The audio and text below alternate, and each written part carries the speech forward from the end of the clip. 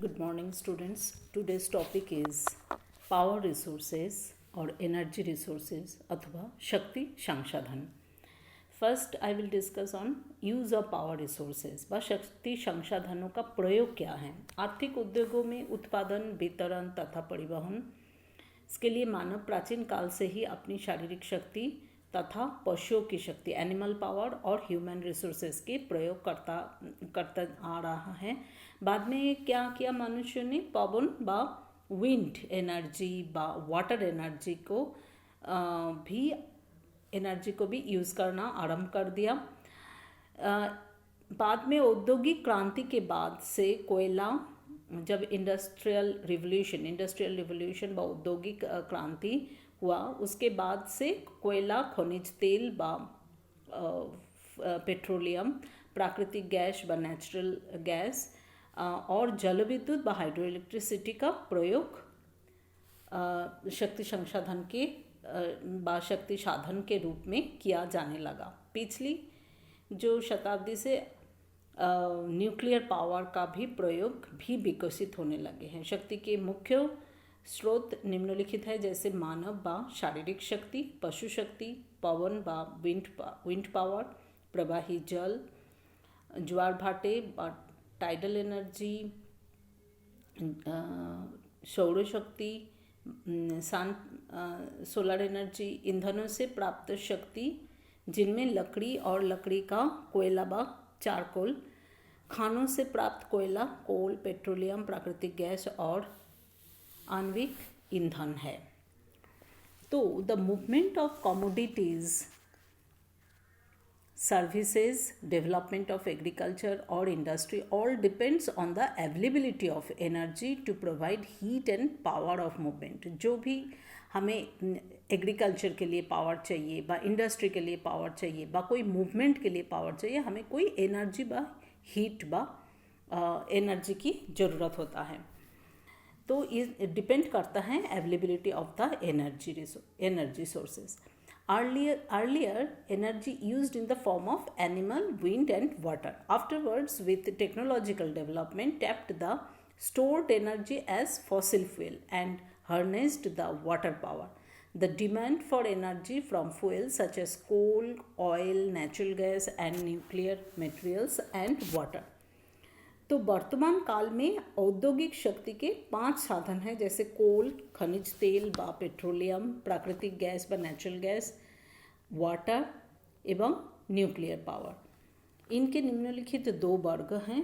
प्रयोग द्वारा समाप्त होने वाले साधन जैसे कोयला, पेट्रोलियम, गैस एवं न्यूक्लियर पावर व आणविक ईंधन है. प्रयोग द्वारा समाप्त ना होने वाला अथवा प्रकृति द्वारा पुनः पूर्ति किए जाने वाले संसाधन बहता हुआ जल है. आर्थिक रूप से उन्नत देशों में प्रति व्यक्ति जितनी ऊर्जा पैदा की जाती है, उसकी अपेक्षा विकासशील देशों में बहुत ही कम ऊर्जा पैदा की जाती है. इसका कारण औद्योगिक उन्नति, व्यापारिक इंडस्ट्रियल डेवलपमेंट कितना हो रहा है, ट्रेड का डेवलपमेंट, व्यापारिक विकास, ट्रेड एंड कॉमर्स की डेवलपमेंट कितना हो रहा है और कितनी टेक्नोलॉजिकल डेवलपमेंट है, टेक्नोलॉजी कौन सी लेवल पे है. तो औद्योगिक संसार में अगर पूरी वर्ल्ड की हम इंडस्ट्रियल जो पावर व औद्योगिक शक्ति की उत्पादन को अगर हम देखें, संसार में औद्योगिक शक्ति का उत्पादन, कोयला कितना हो रहे हैं 40%, पेट्रोलियम 40%, जल विद्युत 20%. ये हैं इंडस्ट्रियल स्टैटिस्टिक्स ईयर बुक के पर डिपेंड करके ये डेटा बोल रहे हैं. इसके बाद मैं आ रही हूँ energy, the demand for energy from fuels such as coal, oil, natural gas and nuclear materials and water. This I have discussed. Now I am coming to energy consumption, energy or power consumption. The increased productivity achieved by the labor force using these energy sources. जो भी हम energy sources की बात अभी किए हैं, उन sources को जितनी यूज़ लेबर फोर्स के द्वारा होता है, तो वही मतलब प्रोडक्टिविटी व प्रोडक्शन बढ़ाते हैं. तो देयर इज को relation between energy consumption and the per capita income.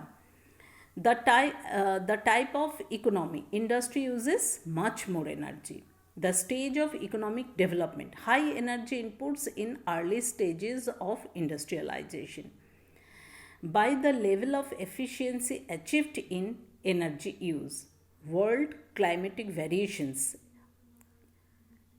correlates with energy consumption.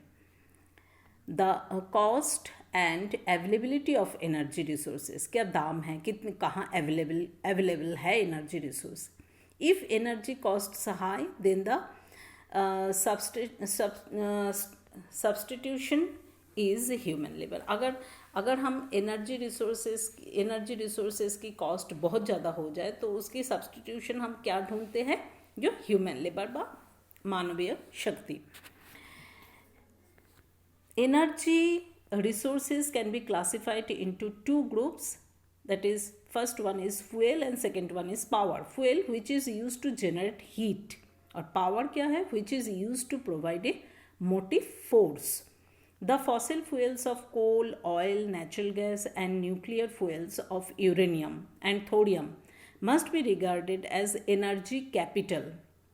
फिर से मैं बोल रही हूँ, the fossil fuels of coal, oil, natural gas and nuclear fuels, आणविक जो शक्ति है, of uranium and thorium must be regarded as energy capital. इसको energy capital कहते हैं. It can be used rapidly and it is exhausted.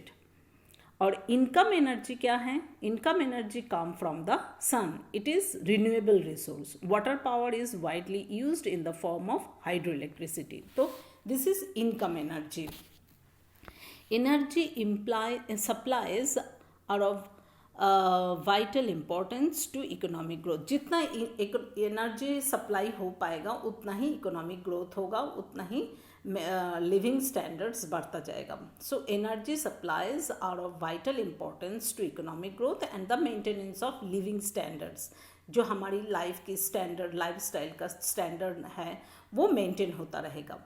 The earth's energy capital is being depleted by increasing demand. There are 4 main considerations. हम जानते हैं जितना हम उसको extract व एक्सप्लोर कर लेंगे उतना ही वो डिप्लीट होता जाएगा व कम होता जाएगा. तो there are 4 main considerations here. The various sources of supply and demand must be identified. कहाँ से हमें सप्लाई कर रहे हैं, कहाँ डिमांड है, वो भी आइडेंटिफाई करना जरूरी है. The complex energy transport network and the flows must be analyzed. Thirdly, factors affecting the decision making process. Factors affecting the decision making. जो हम जिसने डिसीजन ले रहा है, जो डिसीजन मेकर जो है, वो उनको कौन कौन सा फैक्टर्स अफेक्ट कर रहे हैं. Factors affecting the decision making process in energy use. कितना हम एनर्जी को यूज़ करेंगे, क्या फैक्टर्स उसके ऊपर अफेक्ट कर रहे हैं, वो सारी चीज़ों को एनालाइज करने की जरूरत है.